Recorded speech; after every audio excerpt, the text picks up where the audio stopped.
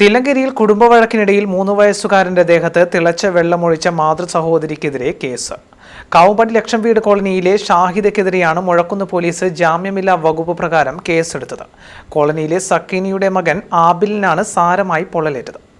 കോളനിയിലെ സക്കീനയുടെ മകൻ 3 വയസ്സുകാരൻ ആബിലിനാണ് സാരമായി പൊള്ളലേറ്റത്.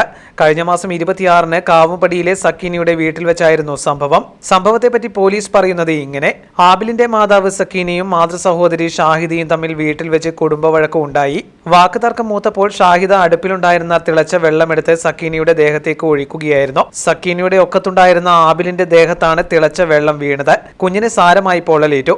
ഇക്കാര്യം കുടുംബാംഗങ്ങൾ മറച്ചുവെച്ച് കുട്ടിക്ക് മെഡിക്കൽ കോളേജ് ആശുപത്രിയിൽ ചികിത്സ നൽകി. നാട്ടിൽ നിന്നും ചൈൽഡ് ലൈനിന് ലഭിച്ച രഹസ്യ വിവരത്തെ തുടർന്ന് നടത്തിയ അന്വേഷണത്തിലാണ് സംഭവം പുറത്തായത്. കുടുംബക്കാർ തമ്മിലുള്ള വഴക്കായതിനാൽ പരാതിയില്ലെന്ന നിലപാടിലായിരുന്നു വീട്ടുകാർ.